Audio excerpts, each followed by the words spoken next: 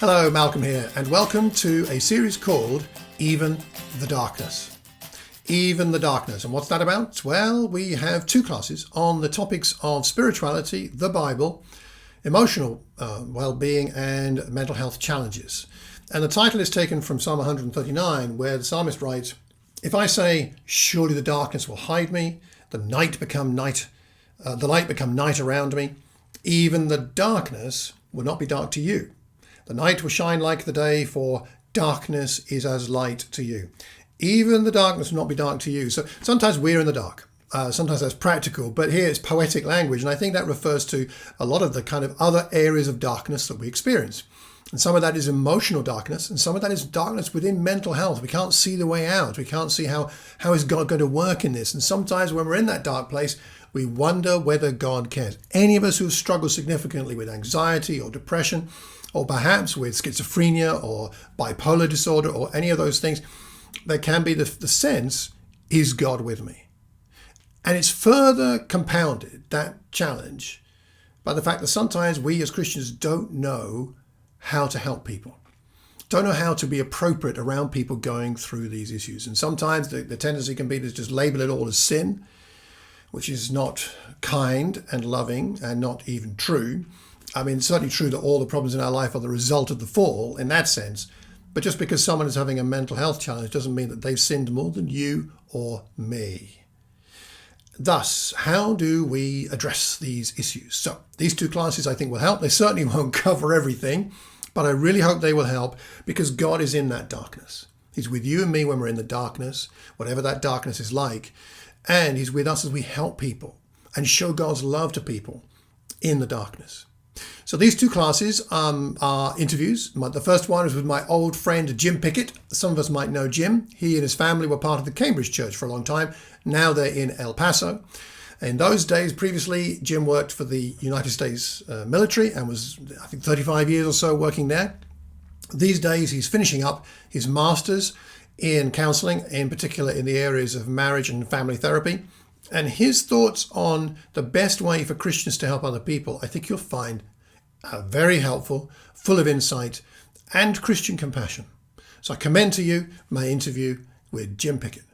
Well, can I explain a little bit about where I'm coming from with this mental health stuff? And Sure. And then see what your thoughts are. Because we can do this a lot of different ways, but I got some questions on my mind. I thought I might ask you, put you on the spot. You can always say no, totally fine. The area of emotional well-being and mental health well-being as a Christian has been on my mind for a long time. Mm-hmm. It's been something that Penny and I talked about from the very earliest days we were Christians, actually back in the 80s. Penny, as you know, is a doctor, and she trained in medicine. She gave up medicine to go on staff with me for about 16 years. But she had an interest in the emotional and mental health well-being of our members, and she was she was the first person really to raise those issues as a staff person back in the mid 80s, I would say. And she even wrote some stuff on it back in the day when it wasn't really being talked about at all. But it's never been a big focus for it hasn't traditionally been a big focus for our churches and our staff, our leadership, or really. And I think going back into medicine, as Penny did about 17, 18 years ago now, and she did more work on mental health issues, and a lot of her patients, maybe even the majority of her patients she sees in her GP surgery, there's a mental health issue of some kind, an emotional mental health issue that's at least connected. If it's not the dominant factor, it's certainly a significant factor. So it's very much on her mind as part of her daily experience of work. And, looking back over 30 odd years of being a Christian, I can see so many examples of where emotional and mental health issues have been a factor in someone's spiritual life, and sometimes for good, in a way, you could say, in the way that they've learned from it and grown from it and been able to help other people and seen the power of God. But sometimes, very challenging, not only for them, but perhaps for the church community and for those trying to help them or trying to figure out how they can and cannot help them. And there's a lot of confusion around this area. And I'd say even there's controversy, certainly within the Christian world at large, there is. And I'd say also in our churches, I think, there are people who feel like it's a red herring or it's a distraction or, it's all to do with sin and it's really about repentance. And opinions vary, and it's not like they shouldn't vary. We can't want to make everybody think the same way, but Hmm. I have a concern that it's not always thought about clearly and taught about clearly. So in the last few years, in the Watford congregation where I am, and also the Thames Valley Church that I serve, we have done some classes. We did a set of classes maybe 3 or 4 years ago where Penny and I talked about depression, anxiety, some things like that, and how some of the technical stuff and some of the biblical stuff that might help, and how to be as a community. We've had some of our professional counsellors do a couple of classes. John and Rose Partington have done that. They're qualified counsellors. Joan Manku has done a class or two. We've had other people with that kind of experience share here and there. So we've had some materials which I'm really proud of. I think they've done a tremendous job, all those people teaching. Right. So the reason we're doing two classes this year, next month in May. Every month we do two teaching classes Hmm. that are available online. We make them available for people to watch in family groups and discuss together. And they're generally about 20, 25 minutes long. They contain a presentation and some questions for discussion. And we felt like we should do a couple of classes on the general topic of mental health and spirituality to help keep it in people's consciousness. Not that we're trying to solve everything or provide the last word on it, because it's Right. a huge topic. But every now and again, maybe once a year, we'll do a class or two talking about the issues, developing the understanding for the church, bringing in new voices. It's one of the reasons I'm talking to you. Is people have heard from me, they've heard from Penny, they've heard from John Partington or whatever, but we need to hear from new people. Next week, I'm interviewing two sisters from the east part of the church in London who are mental health professionals, then mental health nurses, I think. And I'm going to be talking to them about their experiences and their thoughts about how their faith works together with what they do at work. And, we'll see where those go. Anyway, that's a long introduction, but That's fine. kind of where I'm coming from. So we're trying to provide this year, at least, a couple of classes to help continue the conversation. That it's not something we're hiding under the carpet. It's not something we're ignoring. Neither is it something we say we fully understand. But let's keep learning together. Let's keep talking about it. So does that give you a bit of a picture? Absolutely. And I think just those last couple of statements, I think brings up a really good point. And something that we've talked about even in the clinic that I'm working in right now, um, and from the military standpoint, mental health has always carried a stigma about it that people don't want to talk about and people don't want to address. And even my email to you, I certainly believe that there were instances of mental health depicted in the Bible, even though they weren't directly, saying, oh, this person has depression, this person has anxiety, this person has a psychosis. But I think there are instances there that were addressed that we can apply to. And with that, I think we need to overcome those stigmas and be able to talk about mental health more openly. And certainly from a person that doesn't have any mental health background, uh, to to help others, those people I'd encourage to go and take a couple of classes, go and investigate mental health to be able to get a background in it so they can readily identify people that are struggling with severe mental health issues that they can say, you know what, this is out of my ballpark. let me help them, direct them to somebody else that can help them more adequately. Because there are certain things, even in the church atmosphere, that I'm sure you've seen in the past, as I have witnessed as well, that is a little bit out of the biblical advice giving, and helping people out. For sure. Just from Yeah. one of my own experiences, discipling back in the day, I had one uh, disciple in our congregation that suffered from being bipolar, and everybody was, saying, well, that's just sin. He needs to come out and work, harder with it. And it's like, you don't work harder with bipolar. You got to get treated for it. Yeah. And people just didn't understand, didn't equate it with it. And so it was very difficult to be able to help this person, um, trying to get a balance, between the church and between getting the help that he needed. So things like that need to be, readily addressed. And it's not that it's the person's fault by any means. And it's not really the church's fault because they don't understand it either. So there's got to be people that stand in the gap, training and being the voice, if you will, like you and Penny, saying, no, we need to help these people out.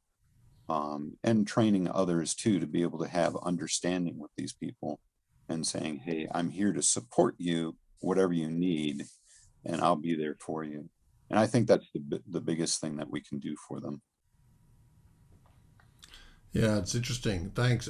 Do you think that you mentioned there about it going on a course? Hmm. Um, what kind of think you do?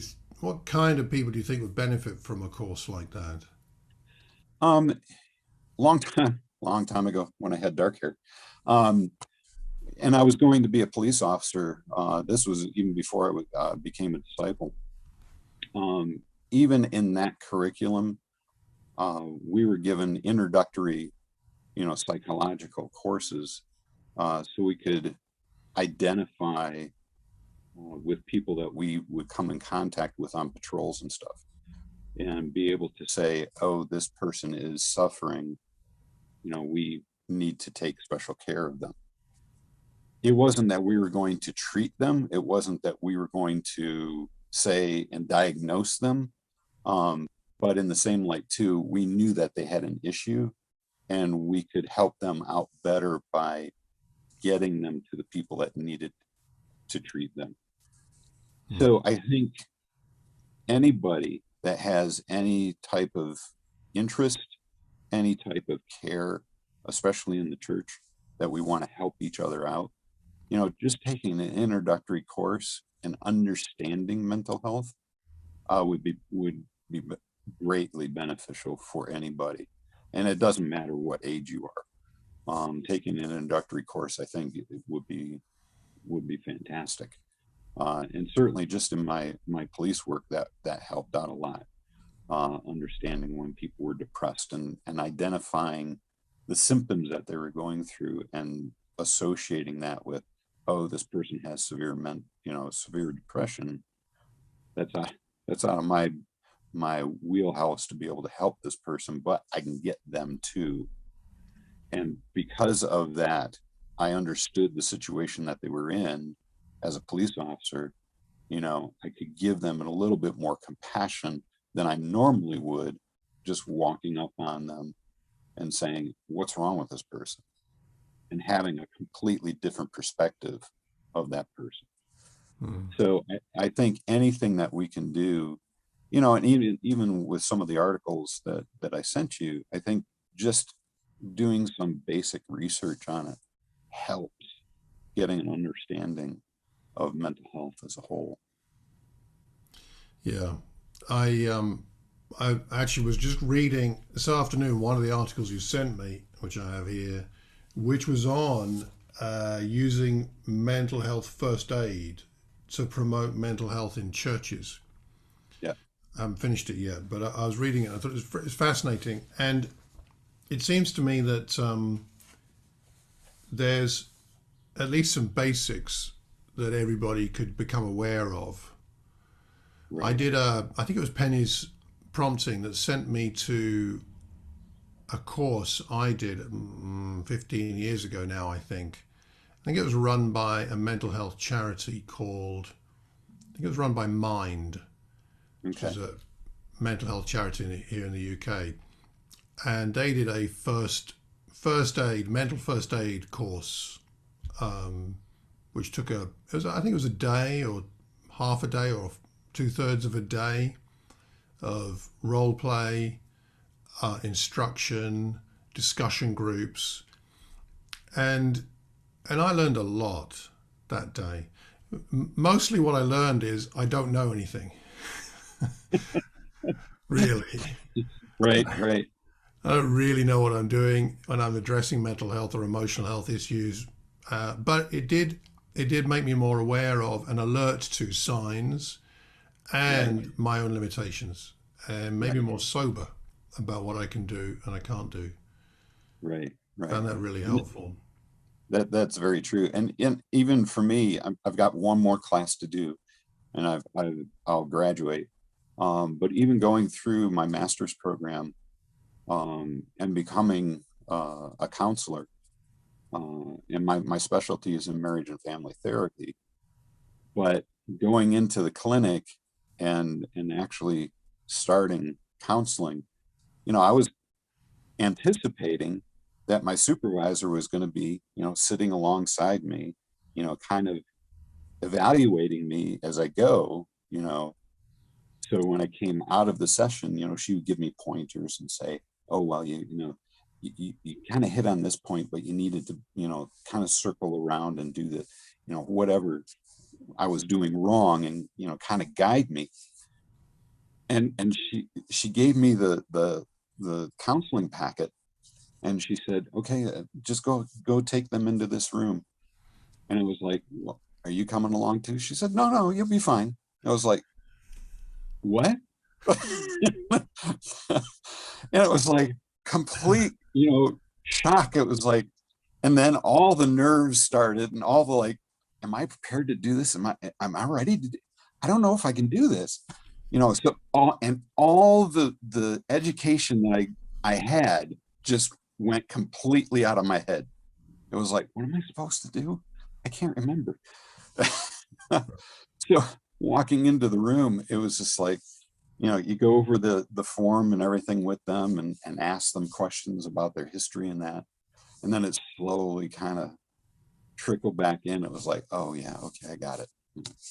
And it worked out, but it was just like overwhelming right from the start. And but now I'm still nervous, but it's getting better. How am I going to help these people? What's the best way? And it's interesting because now that I've gone through it a bit now, I've been there for almost 9 months, and hearing some of the clients come out and saying, "I'm really glad you're here. You're helping me a lot." That's like, wow, okay, But it's been a learning. It's a fire hose, type of an experience, um, because it's everyone is different. Mhm. You treat somebody with, you think, oh, they all got depression, so they're all the same. No, they're not. They're all different. Mhm. Every one of them, it has different aspects of it. So you can't just say, okay, one person's they're all depressive, so they're all the same. They all have different aspects. So You touched on something very important there, because it's not like there's a formula. right, there is none. Even if you can accurately diagnose a person's situation, which is even in itself a challenge to be sure of that, but then to say, right, now I've got you, you are depressed, then you Right, need to do A followed by B followed by C for the next 6 weeks and you'll be fine, or something. right, right. That's never the case. And so it's about treating the person as an individual and having a lot of patience and Right. listening really well, I guess. right. And that's one of the biggest things that we got taught right from the very start. And even as somebody, as a disciple, being able to listen. um you know Typically as humans, we want to fix things, right? And especially males too, we want to Has fix been things. known. It has been known, Jim. Yeah. Um, yeah. And to sit there and just listen, it has been, and for me especially, uh has been a challenge. And just hearing their story and helping them understand different aspects of their story, asking them a lot of open-ended questions. Why, how. Well, let me ask you then this, Jim, because I think this could be really useful. Is Okay. for a non-trained person, just an average member of our congregations, Hmm. who's with somebody who's very troubled. Maybe they obviously may not know exactly what the issues are and how severe they are, but let's just say they're with someone who's obviously troubled, and they want to help create a sense where I'm here for you Hmm. right now, just right now. Who knows about tomorrow, but for right now, I'm here. You're troubled. Okay.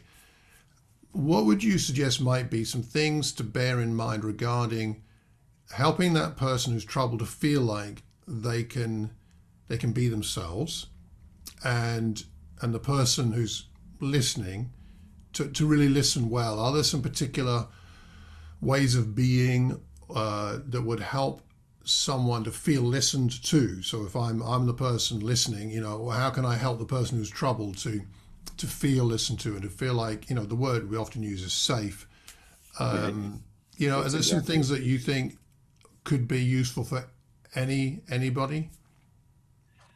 um a lot of the tricks, if you will, is being able to, like you said, make the person feel safe.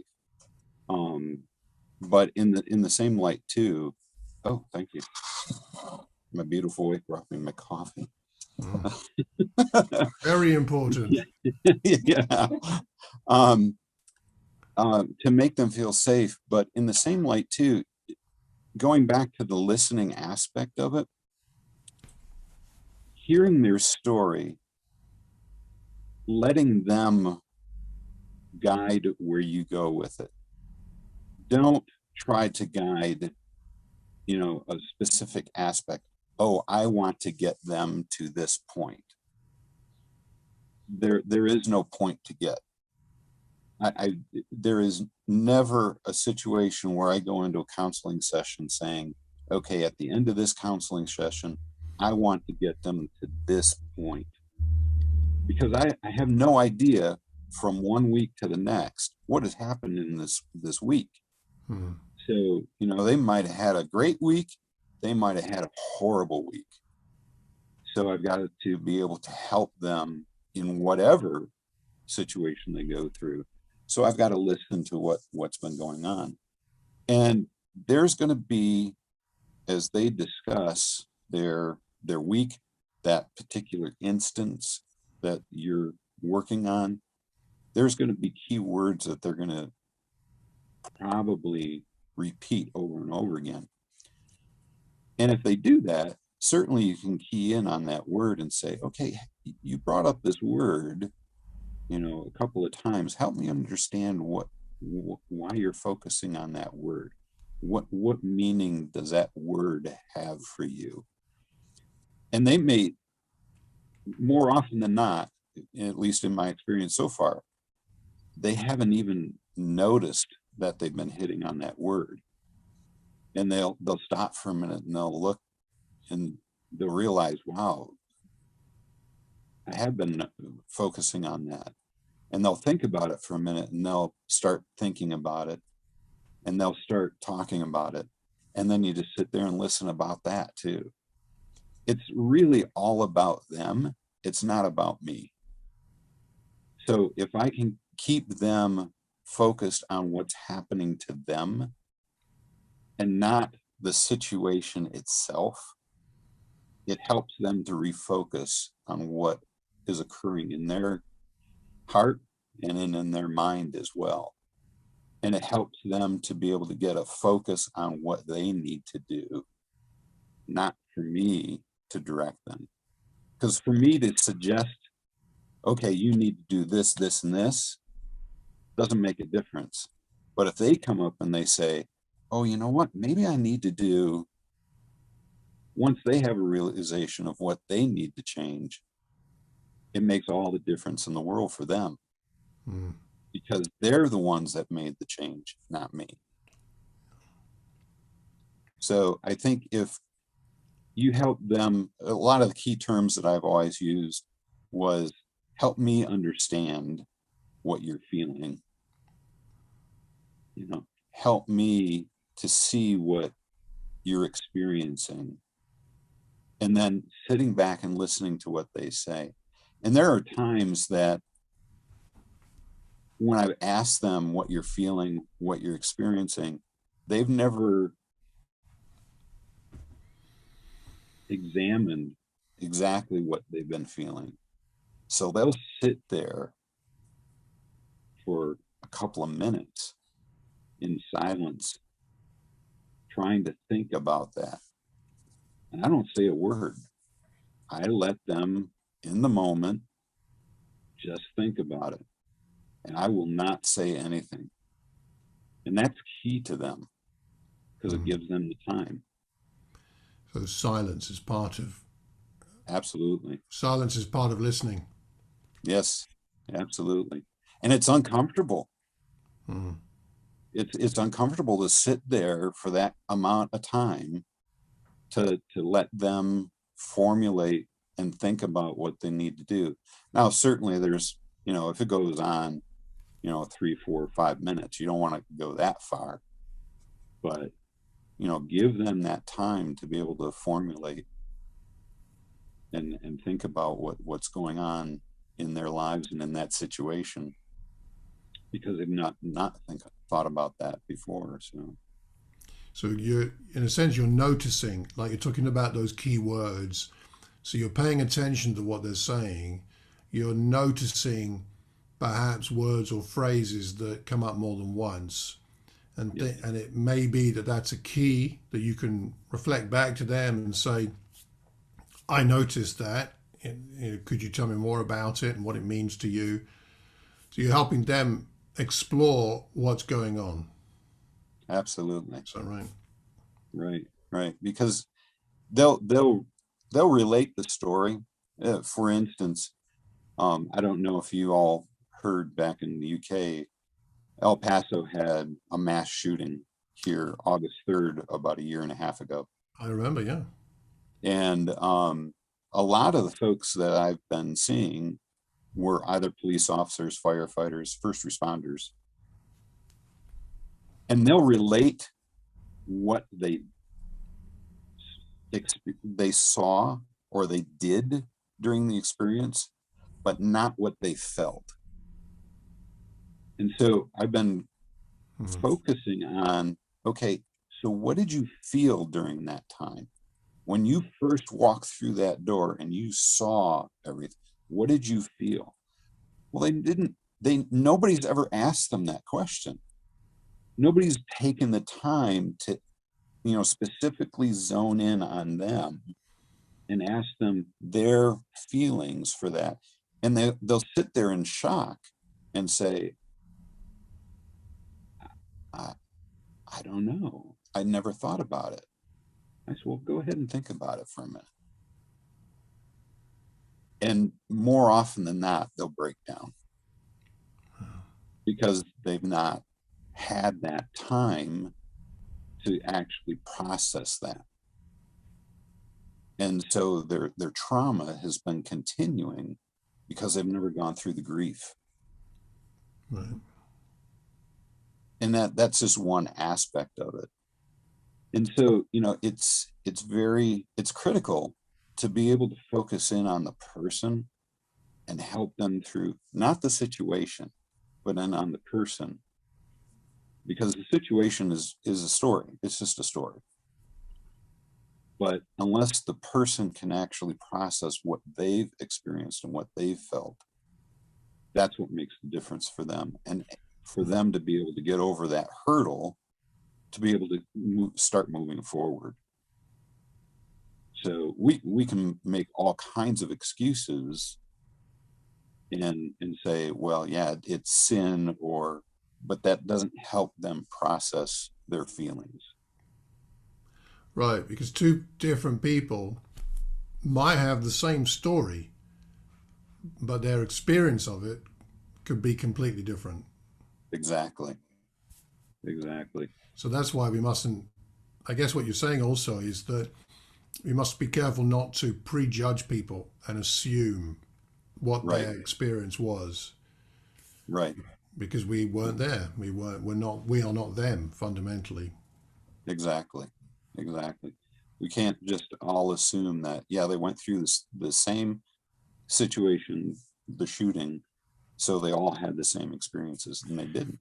No, they didn't. And maybe that's also one of the dangers of, or one of the reasons we be careful about saying, I understand, I've been through something like that, or whatever, right? Because in a sense, there may be some value in it, the fact that we've had a similar experience, possibly, but we can't use that as a way to necessarily say, to connect with the person we're talking to, because their experience may be completely different, even though some of the details could be similar.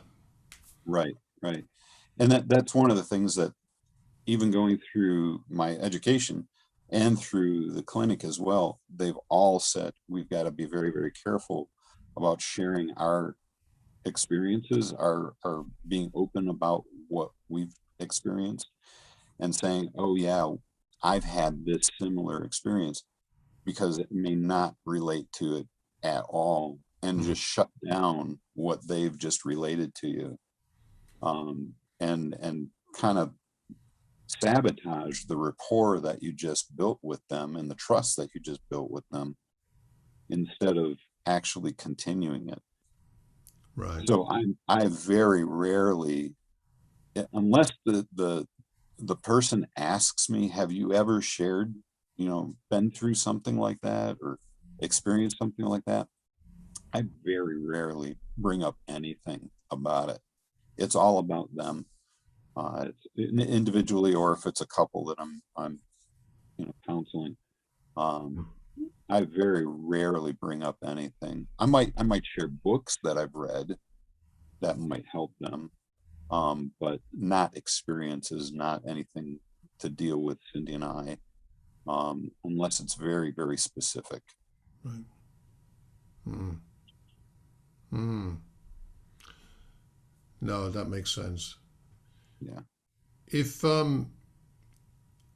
you were, so if we think about this kind of situation in, I don't know, just a typical church context of just a couple of friends in church, not necessarily a set up session to talk or something, but just a couple of friends, and one of the members of the church, your friend, is going through what appears to be a really difficult time, not just a typically sad time or a typically stressful time, but something beyond that's affecting them in a more profound way. They're losing a lot of sleep, or they're not managing to work like they normally would, or instead of having a row with their spouse once a month, it's now kind of every other day, or I don't know, but there's something sort of a bit out of control, it looks like.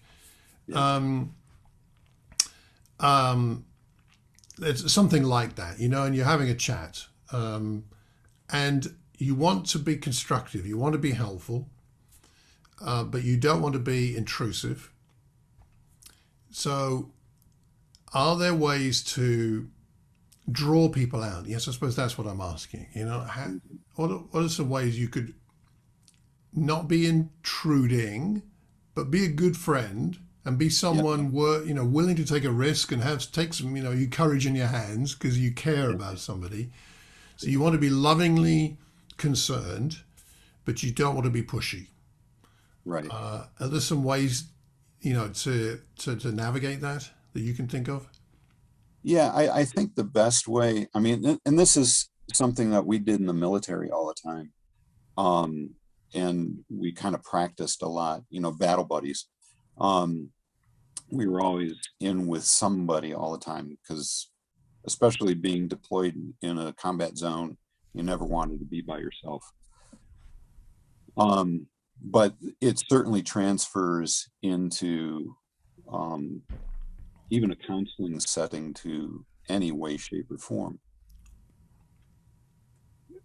The instance that I can really relate to is when I was a master sergeant um, in Iraq. We had one guy that was all of a sudden just kind of withdrawn. He was very vocal, very, very happy. And then all of a sudden, it was like not overnight, it was over a couple of days, maybe a week. He withdrew. It's like something's wrong, and there was only maybe myself and somebody else that picked up on it. Everybody else was oblivious because we're all focused on what we needed to be doing, the mission first, right? And so I took him outside and I was talking to him for a bit. I said, "So how are things going?" I said, "Oh, okay." Very short answers, one word answers, wasn't very long at all. Not as typical responses. And I said, "Hey, I just wanted to let you know that I really care for you. I really love you. And I'm here for you. If you need anything, you let me know.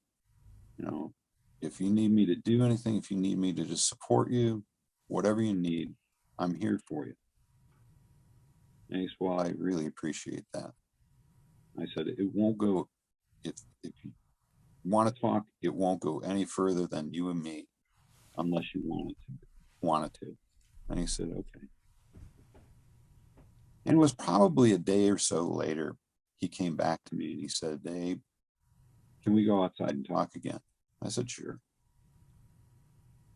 So I dropped everything right away, walked outside with him. And he said, "I'm really having a hard time." I said, "Well, what's going on?"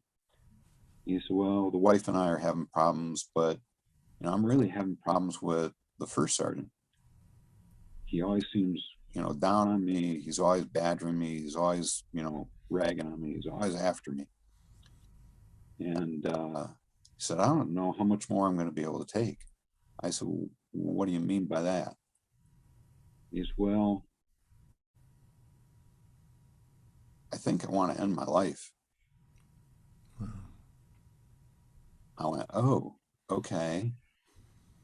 Well, there are other options that you can do than ending your life. You got a lot more promise than that for your life.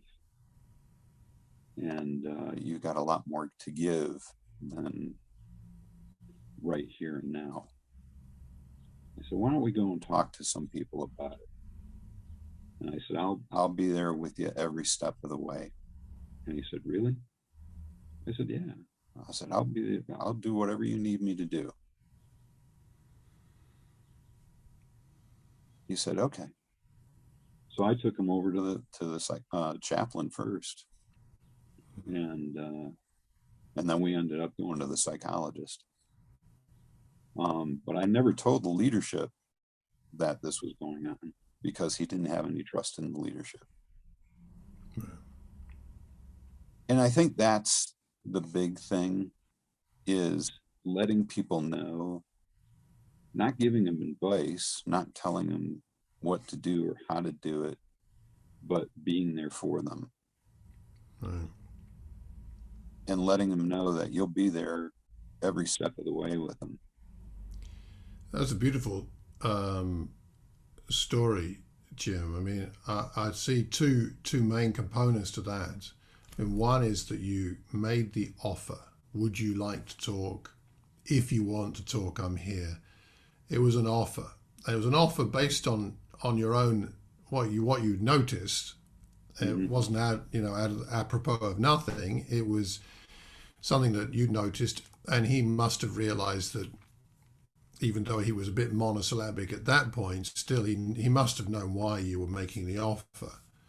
But you weren't intrusive, and that gave him space to come back and, in fact, in a sense, to own his own issue. Mhm. And then the other component that seemed to me particularly significant is that you offered essentially an unconditional kind of support. So that offer, a meaningful offer with a sense of really compassionate and loving support, for him anyway, was the key. Right. Right. And we can do that for people. I mean, I'm not a trained counselor, and most of us in church are not going to be in that category, but we don't have to have professional training to do what you've just described. Right. Exactly. Hmm. And even though I was going through my master's program at the time, I was not. I might have been halfway through my program at that point. I don't even know if I was that far. But because I was in a psychological counseling program, they made me the behavioral health advisor for the unit, which had no bearing on him coming to me. He happened to be in my section, and so I noticed his withdrawing, and I took care of it. But I did that with other people, outside of my section as well. So I was kind of bouncing around with a whole bunch of different people, and there were a couple other folks that were in different sections that had, marriage issues as well, that I helped out as well. But his was the most, significant because he was actually contemplating suicide. Hmm. Um, so we put him on suicide watch and all that, but and he's fine. Him and I still stay in contact in that, but that is, the significance is, being there for somebody and letting them know that you're there for them without any conditions. You're not going to be, saying, well, you got to do, um, but being there and letting them know that you're there anytime he needs support or she needs support, um, without, a moment's hesitation. I would walk him from his housing unit to work every morning. I'd be with him at lunch. I'd be with him anytime he wanted me to be there, especially when he was on suicide watch. But at any point in time, um, and even now, when he calls me up or talks to me on Zoom, he said, "Hey, I just wanted to check in, see how things are going." Right. And it's very sporadic. It's not, every week or anything, but it's every couple of months, 3 months, whatever. I'll get a note from him or something. Hey, just wanted to see how you're doing. But is that type of a thing that once you build the trust and you build the rapport and you've got that foundation with a person, then you know that you're doing the right thing. You don't need to say anything. You never need to say anything. But if they know that you're there for them, that's all that matters. Yeah. Yeah. It speaks to, I think, the primacy of love. Right. Love comes first, and love is never in a hurry. Nope. Right? Hurry and love don't go together. No. So No. that means creating space. It means being patient. And it means withholding judgment and advice until you really have that established that level of trust, and that you, hopefully the person knows they've been listened to.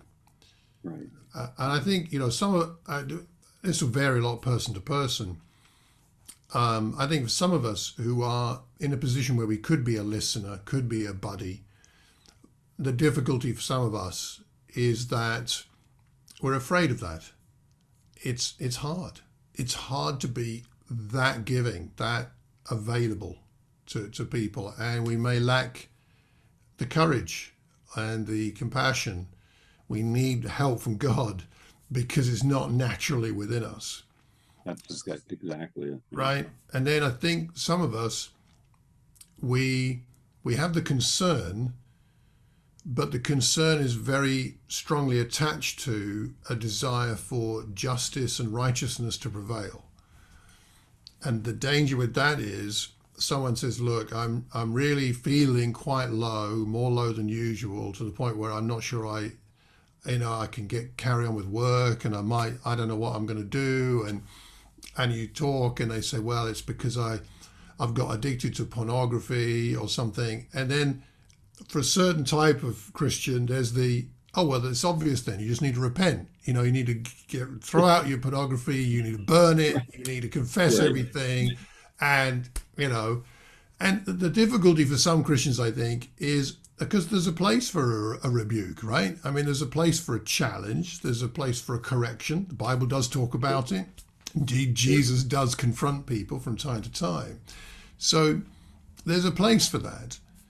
But I think what I'm sensing, talking to you and from my own experience, is that when someone's in the middle of an emotional crisis or a mental health crisis, that's not the time to bring that out. Right. Maybe down the line, who knows, but not at the time when they are particularly vulnerable. Would you see it that way, or would you see it a bit differently, or how would you think about that? Oh, absolutely. Given this guy's particular situation and going through his walk with him, he even turned to me a couple of times through it, and it was down the road. This whole process, we were there for a year and a half, and this process with him probably took 2 or 3 months before he was kind of off of suicide watch. But even through that, there was 2 or 3 times that he turned around to me and he said, "You must think I'm a terrible person." Mm. And I said, "Why would you think that? What makes you think that I think you're a terrible person?" And he said, "Well, because I want to take my life and I don't want to deal with these things." I said, "No, I don't think you're a terrible person at all. I think you're a person that has some problems that you want to deal with, and we're dealing with them together." And he looked at me for a minute when I said that, and he said, "What do you mean by together?" I said, I'm here for you. I told you that from the beginning. I'm here for whatever you need me for.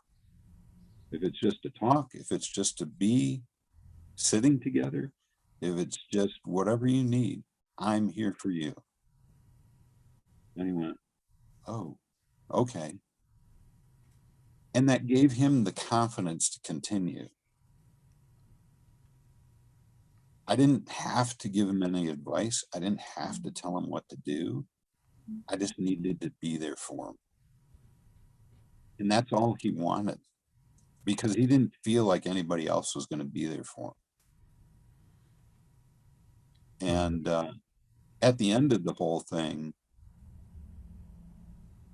he kind of turned around to me and he told me, he said, "If you weren't here," he said, "I'd probably be dead.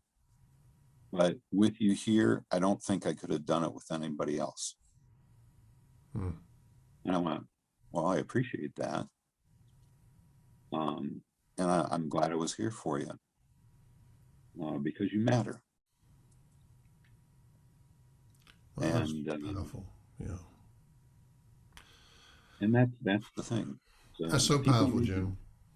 People need to know that they matter. Yeah, and they do. I mean, this is the thing that we lose when we're in that place of emotional turbulence or mental health challenge. We lose perspective on our value to other people and to God. Right. Right. You just you feel like you are a terrible person, or that you're beyond help, or God's not with you anymore, or all kinds of things. And we need that someone to notice, someone to offer, someone to be a support. And maybe also, I think the other thing I realized I hadn't mentioned from that situation you're talking about is that you also signposted him to other people who, like the um, um, Chaplain. chaplain. I was going to say Yeah. padre. That okay. Same thing. Right. Yeah. Okay. So the chaplain, and then the psychologists or Yeah. whatever. Yeah. So there's that component as well. And I suppose that's one of the things is we need to bear in mind as sort of average Joe Christians is that, especially when someone's particularly disturbed, it may be that, we can point them towards other resources, whether it's, a GP in this country at least, Right. or perhaps counselors or other people. That's part of our role potentially as well, because we don't want to try and, it doesn't help if we try and delve into something for which we have no training. Exactly. Exactly. And there are so many instances that for good or ill, we want to help the people and we want to make them better, and we try to do what we can, but in the same light too, we may be just pushing the problem off instead of Yeah. getting it resolved. And it's better to just say, you know what, I'll be there for you, I'll walk with you, but let's go see a professional. And that's fine. There's nothing wrong with that. Hmm. And even within the church, we've got professionals that we can turn to. Hmm. And like you said, the Partingtons, we can turn to them, and we can walk along with them and be there for them. Certainly can't be in the sessions, but we can be there, wait for them, come back out, and let them know that we're still there for them. And that's the thing is we don't have to have all the answers. And there's even times when, for me, even as a counselor, I know that there's things that, okay, I need to refer you over to, Dr. Ramirez, because they need to evaluate you for certain things. So I do that, even out of my wheelhouse, where I'm at. So it's not a bad thing, and it's okay. We don't have to have the answers. It takes the pressure off and allows us to be a genuine friend Right. rather Right. than trying to fix people. Yeah. Yeah, Yeah. that's very powerful. Can I ask you a question from a slightly different angle? Okay. Would you have any thoughts for, let's say I'm a Christian and I, rather than being the listener, I'm the one with the challenge, right? I'm feeling like Yeah. something's out of control. And I might not be able to put my finger on it. I might not know what's going on, but whether I'm just particularly down or anxious, or whether I'm, and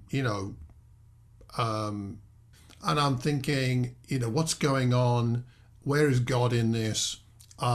Maybe it's sin. Maybe I'm just no good. The kind of emotional and mental turmoil that can take over.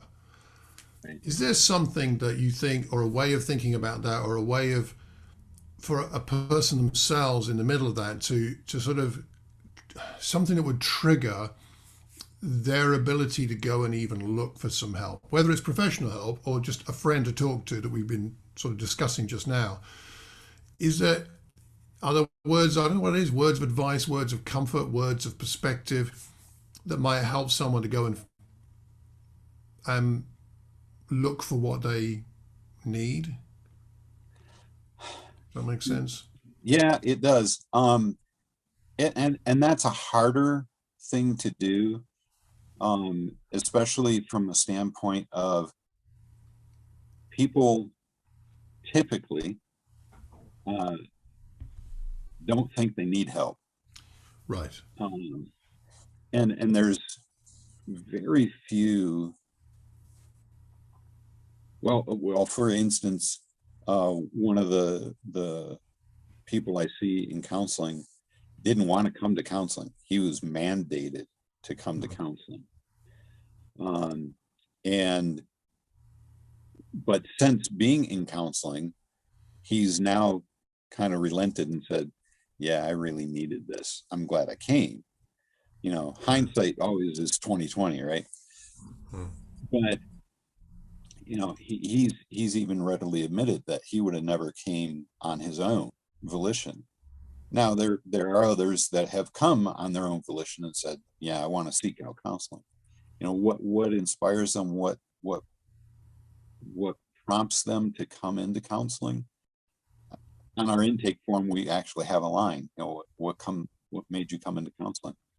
And it's, my marriage, my kids, I want to be a better person, a myriad of different reasons. But it's never been, something like, oh, my friend advised me to.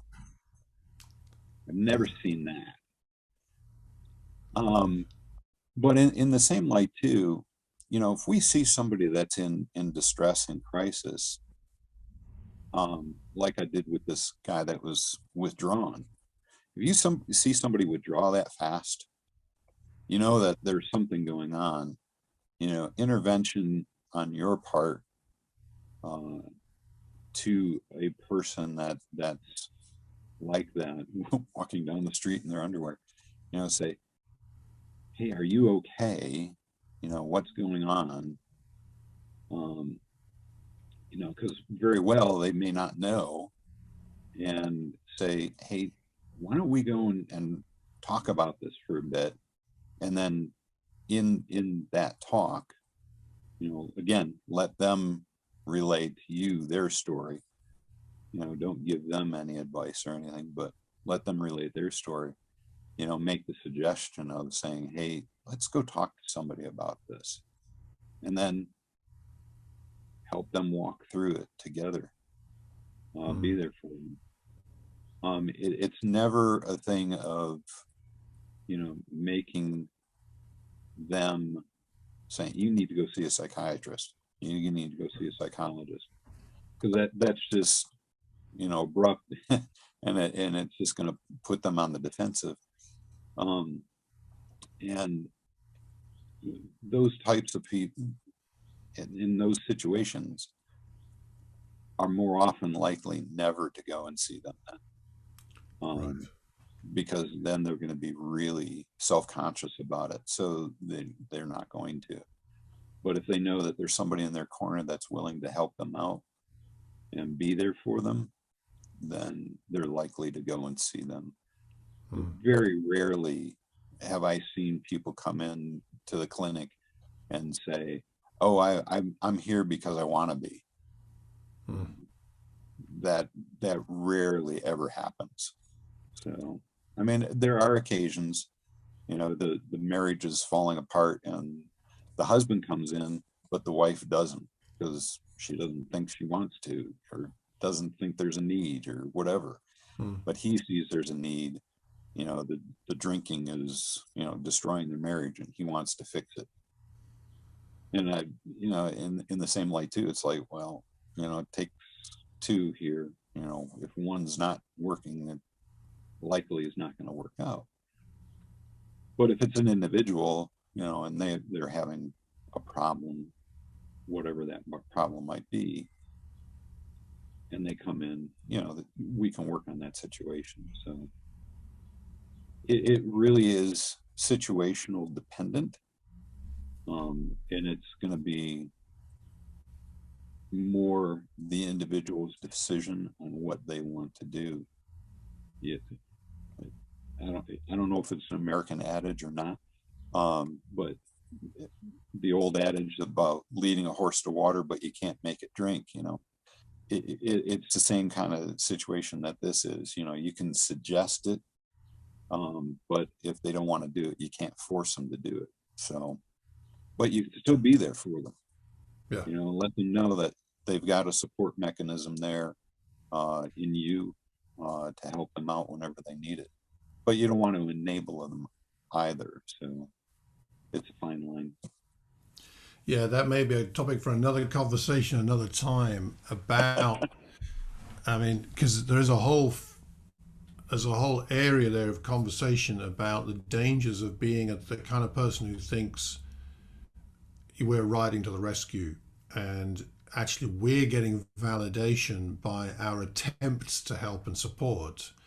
And it's really more about us than about actually, are we the person that person needs? Are we actually being helpful for them? Is it God really we're doing this for, out of love for God and the person? Or is it really about us feeling like, we're doing something important? And that is a danger we got to be aware of. And maybe where the community really matters, that we're not just being a lone ranger.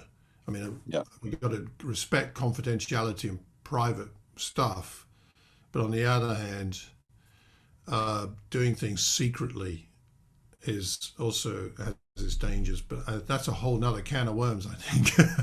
Yeah, that is another topic. Yeah, absolutely. Yeah, another chapter of the book. Yeah. Good that you're going to write. Yeah. Yeah. Someday, hopefully. After the masters. After the masters, and then after my PhD. So after the PhD and after the Nobel Prize. Okay. Yeah, so. Well, I don't know about that. we'll leave that one alone. Oh goodness, Jim, this has been brilliant. I'm going to have to wrap it up in a minute. As I said earlier, I've got to do a couple of things. No worries. We can do this again. So. Oh, I'd love to do another session.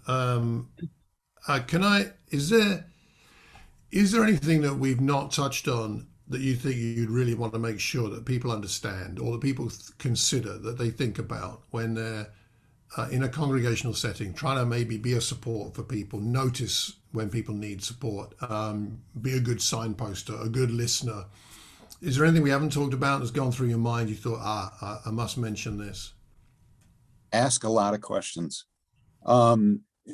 Certainly you got resources, like you said, Penny's done a lot of investigation into mental health. You have too, the Partingtons as well.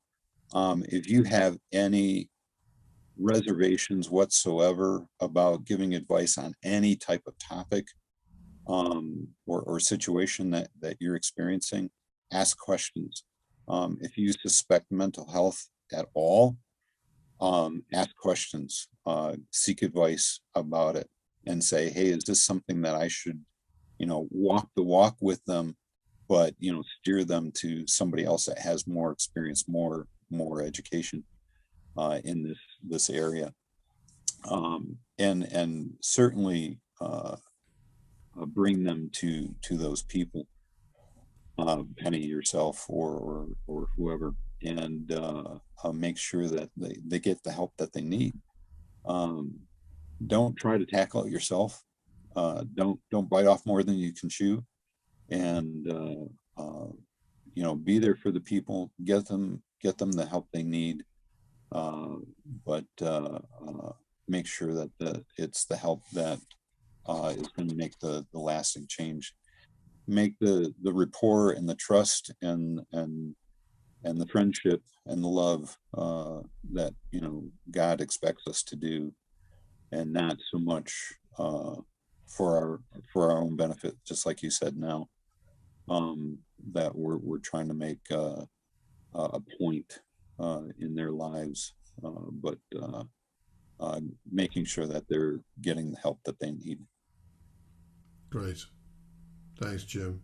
That's brilliant. And one last thing, actually. Are there any scriptures, any verses, any examples in the Bible that particularly help you in terms of the way that you think about helping people, being there for people? The example of Jesus or other passages. Are there any particular bits or parts of the Bible that speak to you on this topic? Oh gosh, all the one another scriptures. Okay. definitely apply. It's kind of funny that you bring that up, because a lot of the one client that I was talking about that went through the shooting, with all our clients, they all fill out these intake forms. And we even have a line in there, what's your religious affiliation? Are you still currently active? And are you still attending that church? If not, who are you attending with? So I think in every one of my clients so far, I say, oh, so I see that you've got some religious background. Let me offer, and I'll bring up scriptures, or I'll bring up topics that I encourage them to go back and research and study out. And like this one guy that went through the shooting, he has a religious background. I think he was Catholic. Now he's non-denominational, which really leaves the door open here in El Paso for a myriad of different things. But and I said, are you going to a church now? And he said, no. So I said, okay. And he's really struggling with a lot of forgiveness. So I said, well, I think you need to go back and study that out. And he has, on his own volition. I said, you got a Bible at home? He said, yeah. So he goes back and he studies it out, as well as I do. So when he goes back, I said, oh, so did you look at this verse? He'll give me his verses. I said, oh, so did you study this verse out? So we'll kind of compare notes. So it's interesting to be able to use that.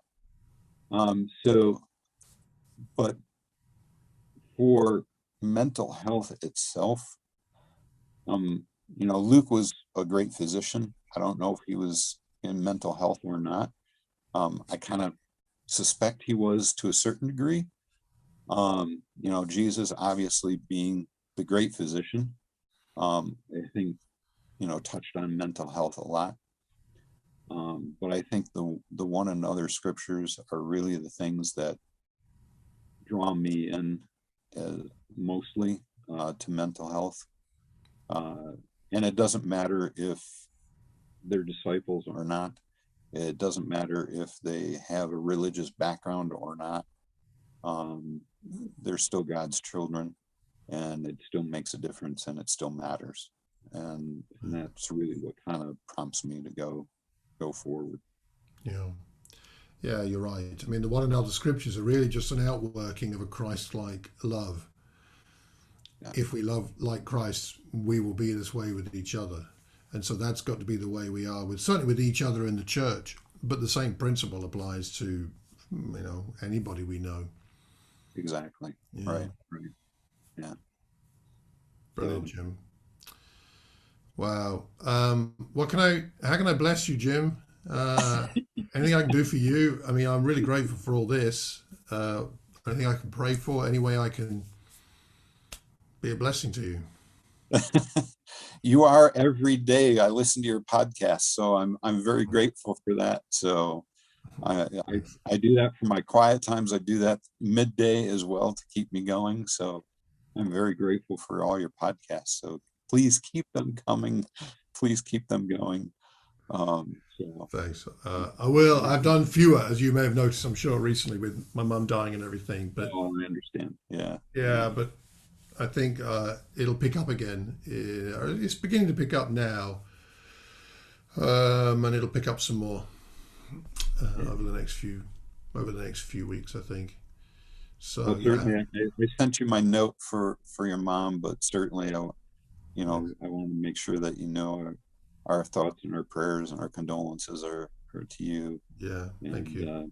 Certainly, whatever we can do from 5,000 miles away, we're here for you. So, thanks, Jim. Well, seriously, I mean, this conversation and the emails we've had about this topic and the PDFs you sent me are phenomenal, and I think we're going to end up with, in these two classes, as well as the things we've done before, I think we're going to end up with a body of materials that's going to be tremendously helpful for a lot of Christians.